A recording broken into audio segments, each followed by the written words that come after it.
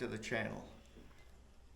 This is the Primal Handyman channel. I'm John, and this is the Wonder Dog Hooligan.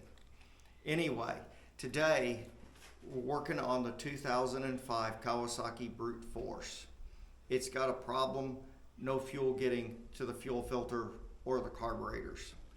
So I'm going to go ahead and pull the seat and the trim piece up under there, and we're going to test for pulsation coming from the engine to make the fuel pump work. These have a fuel pump that uses a diaphragm inside, and it pulses off as the cylinders move up and down. It pulses the vacuum and causes the pump to pump fuel up to the carburetors. I'll get the seat and the plastic thing up. I'm not going to make you watch me do all that. You can figure that out. I guarantee it. And then we will hook up and test to make sure vacuum is getting to the fuel pump. The only other things you could test is there's no restriction between the tank and the pump or the carburetors. Well, I've already done that once a while back, and there's not. I can blow through there. And I've got one more tip about the prime valve that's back there too, if you didn't know about that. So we'll get into it when I get it apart, and I'll show that. And then we're going to diagnose it, fix it, and get it started. Once you get the seat off, there's two 10mm bolts here and two Phillips head screws here. So you have to take out the two 10mm bolt, one here, a Phillips head and a Phillips head. And then this piece, this black piece, you can fold it up enough to get down to the fuel pump. The fuel pump lives here, and there's a valve back here, and once I get that far, we'll get into that. If you look, this is your four-wheel drive module. If you lift it up, under here is a valve. And if the slot's like this, it allows the fuel to be on, and if you turn the slot the other way, it goes to prime. All right.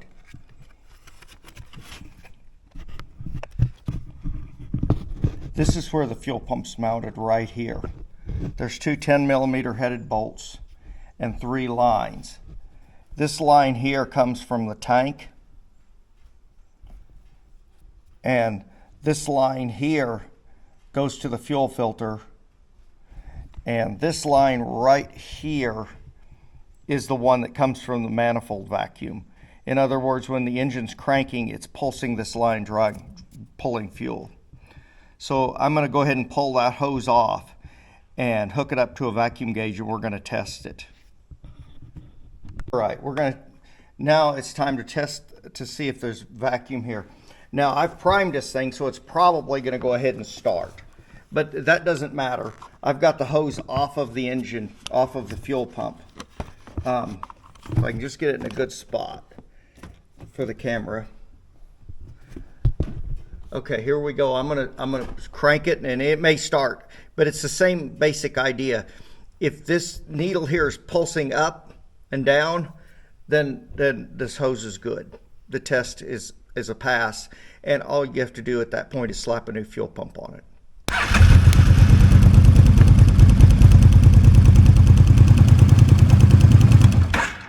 Okay, it started up like I kind of expected it would after I primed it.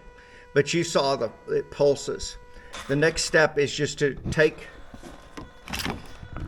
those two 10-headed bolts loose right there. There's a bolt here, a bolt here.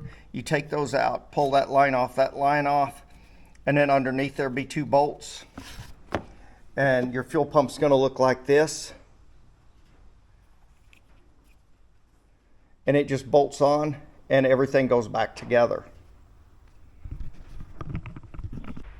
In the interest of keeping these videos as short as possible, I skip over a lot of the mundane bolt turning, wrench turning stuff, and just show the basic tests and what you need to do to fix it as simply as possible. If I don't show enough, leave it down in the comments, and I'll make it more detailed. But I think most guys can get the basics that I skipped over done. I just showed you the basics you'd need to know to test it, where the part is, and how to fix it.